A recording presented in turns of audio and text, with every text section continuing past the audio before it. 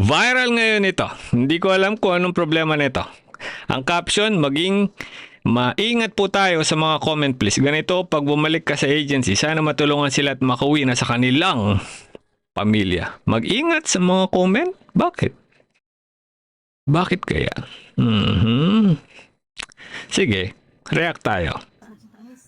Pinagbigyan ko kayo kasi sabi ninyo hindi ako magkakadoktor.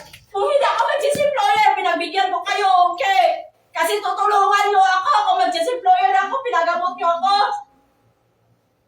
Nagpangatlong employer ako hanggang ngayon. Ganun pa rin sasabihin, mag-update, mag-antay. Oo, mag-antay. Hindi ako tama.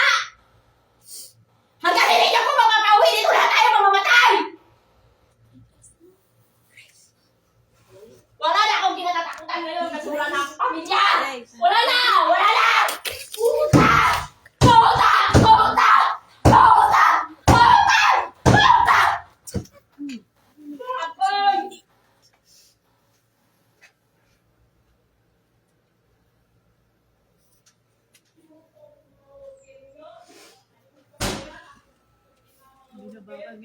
Ha?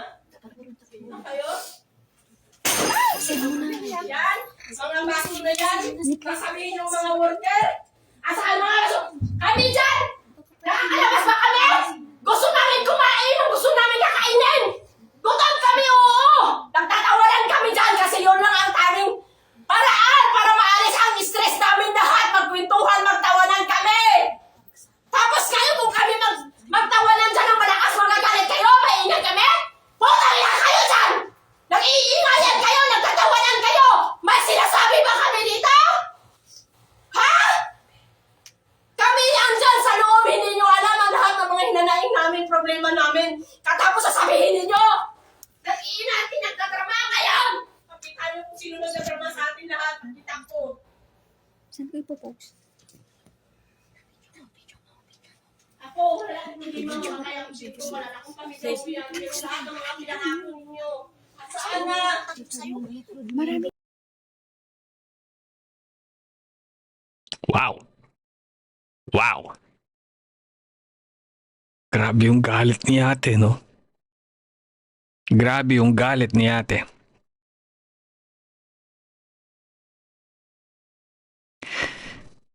Splice video eh. I'm not sure if this is actually... Alam niyo na, pag mga ganito kasing video, viral agad yan. Gustong-gusto ng mga OFW copy-paste yan. Tapos i-upload nila eh. Without having that facts. No, I'm not sure if this person is the original uploader. Siya lang makakapagsabi kung ano talaga yung nangyari. Kasi siya yung nandun sa... nagre-record. Tama po ba ako? Okay. Galit na galit siya. Nag-beast mode na si ate. Okay. Puta!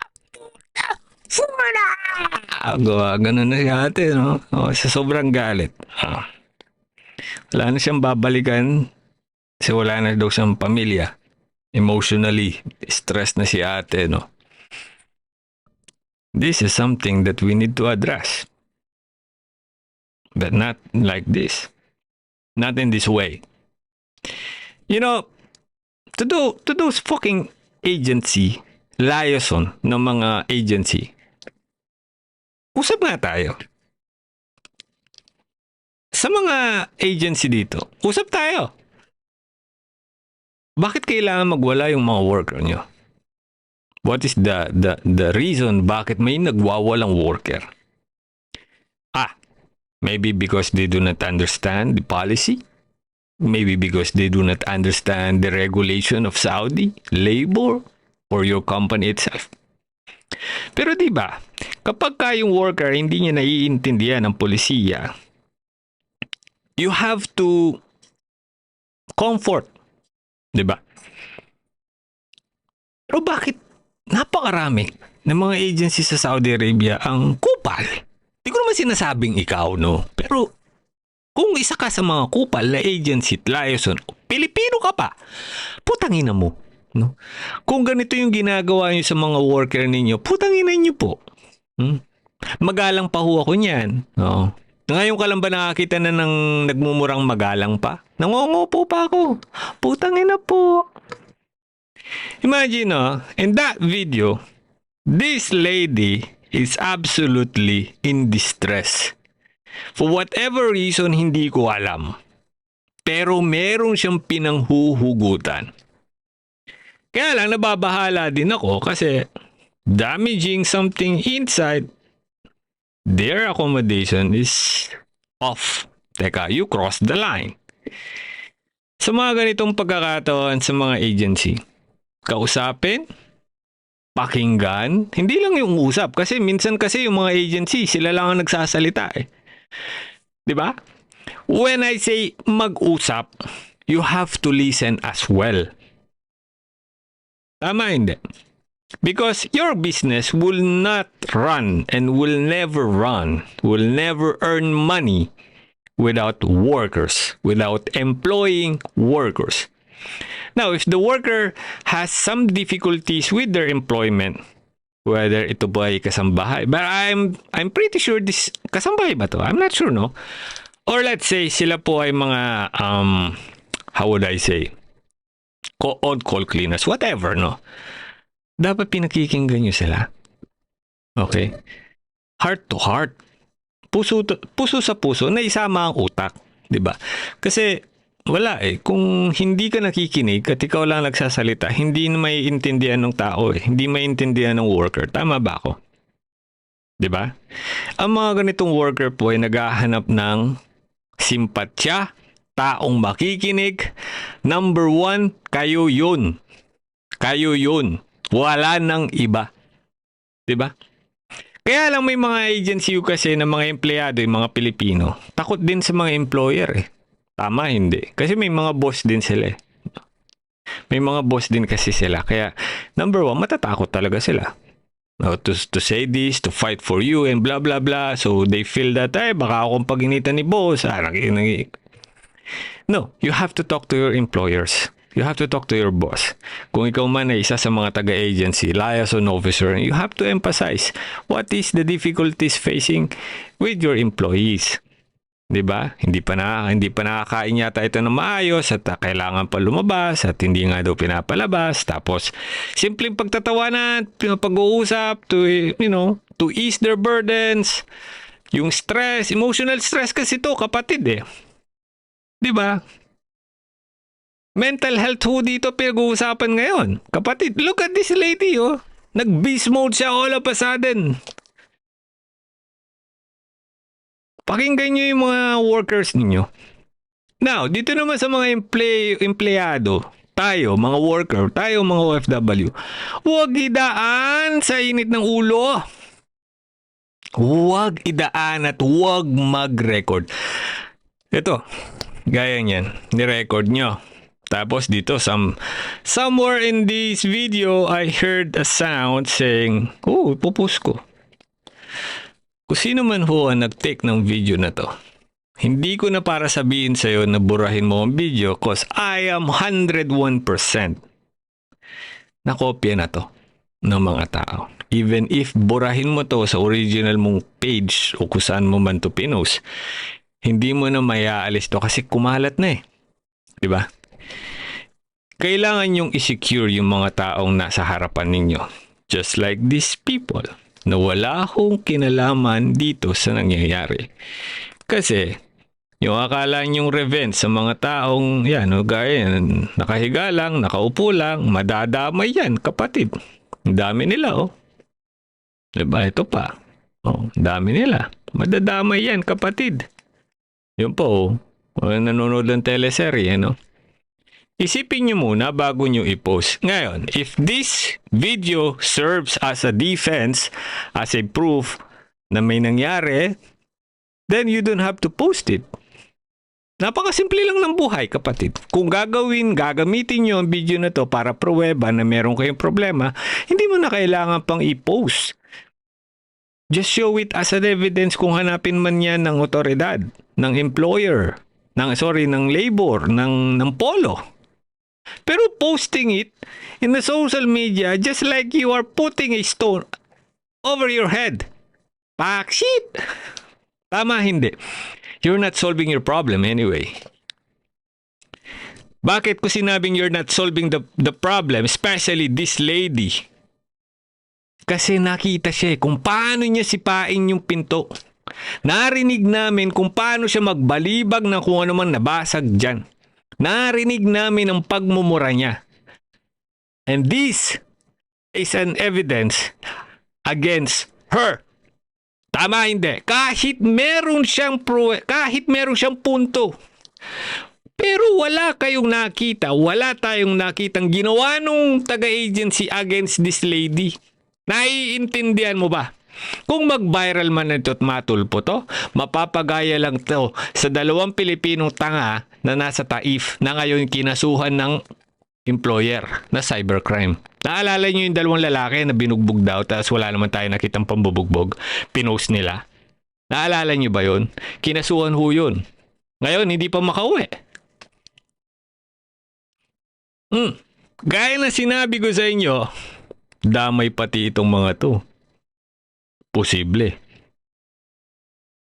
Now, where is the solution here? Hell, nothing. Walang solution dito, Brad. Wala.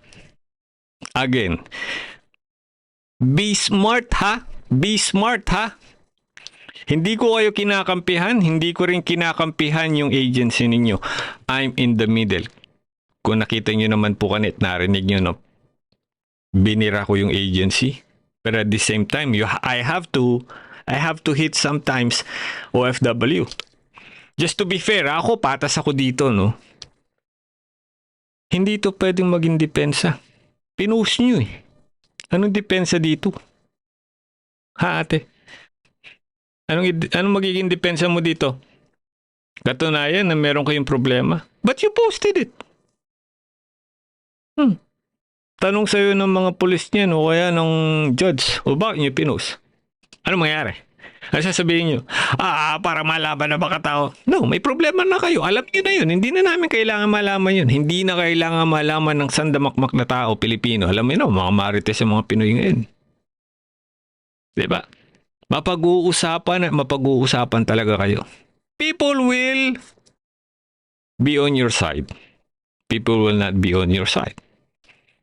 Yung mga narrow mindset, mababaw mag-isip, posible pa, kakampi mo sila.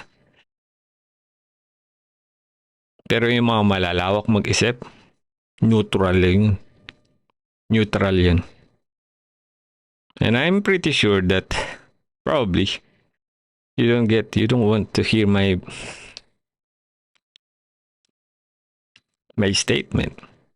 Hindi ko kayo kinakampihan dahil kabayan kayo. Hindi ko kayo kinakampihan dahil may problema kayo. Hindi ko rin kinakampihan ang lintik ninyong agency kung may kasalanan sila.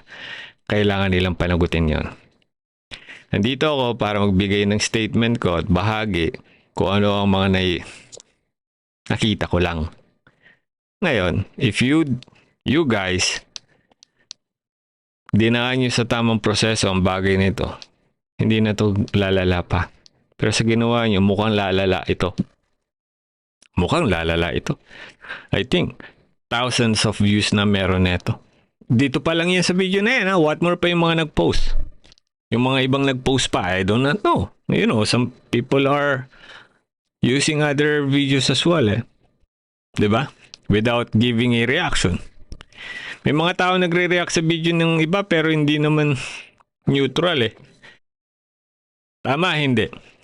May mga kilala akong ganung Pilipino na nagbibigay sila ng tawag dito, nagbibigay sila ng reaction pero doon lang sa kabayan nila kasi kabayan sila. Which is hindi rin tama. Kung yung nire-reaction mo, nire-reactan mong video, alam mo naman na may pagkakamali, pagsabihan mo rin. Kasi kung di mo kayang pagsabihan yung nire-reactan mo kasi kabayan siya, kahit alam mong mali, ay, hipokrito ka. Hindi dapat ganun. Neutral tayo. Tama, hindi? Sabi dito ni Kabayan, ay kinasuhan? Oo, nanay, kinasuhan yun. I'll show you the message of Polo. Gusto mo makakita yung Polo? Message ng Polo. Madali naman akong kausap, nanay. Diyos ko naman. Ikaw naman, oh. Hindi ko pa ba naniniwala sa akin? Tagal na natin magkasama. Mag-a-anniversary na nga tayo, mom. Tama ba ako? Mag-anniversary na tayo eh. Nasaan na yun?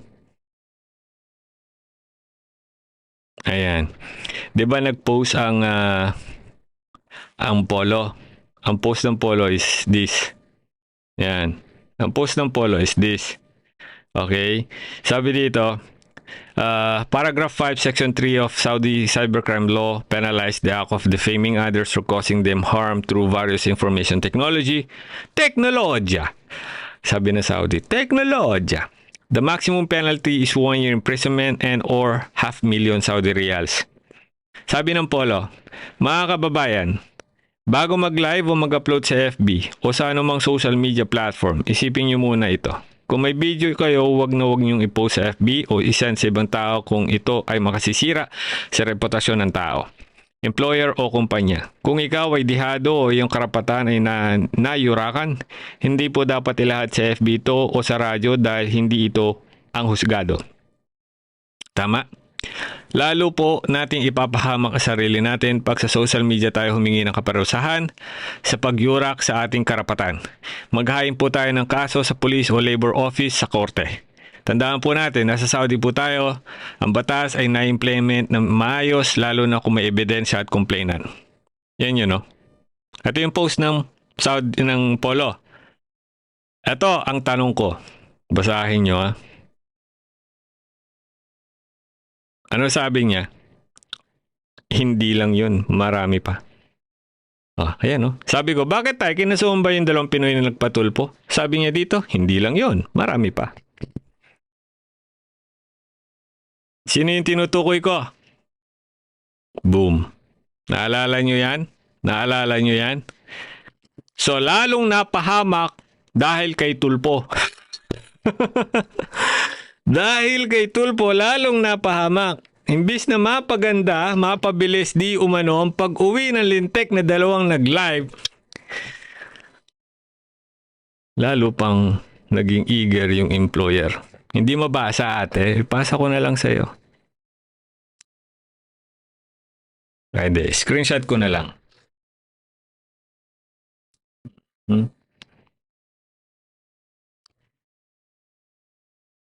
Screenshot ko na lang and then ipopost ko dito. Okay? Para meron kayong idea. Papakita ko sa inyo dito. Baka sabihin nyo kasi, kaya ito yung sinasabi ko sa inyo eh. Never upload a video if this meant for, alam mo na, pagsira sa employer o whatsoever. Naiintindihan naman po namin kayo eh. Ang hindi lang ninyo kasi naiintindihan yung sinasabi namin. Alam naman namin yun. 'Di ba? Kaya nga mahirap tulungan yung Pilipino eh kasi yung iba talaga pasaway eh.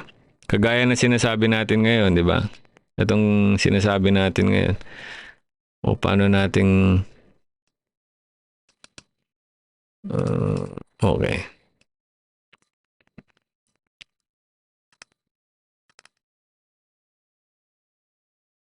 Dito tayo. Pakita lang natin ito, ha?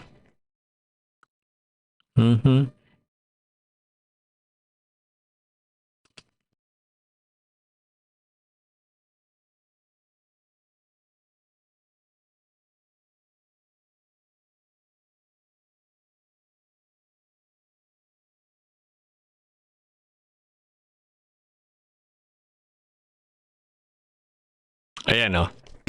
Ito yung post ng Polo. Ito yung post ng Polo about sa cybercrime. Okay?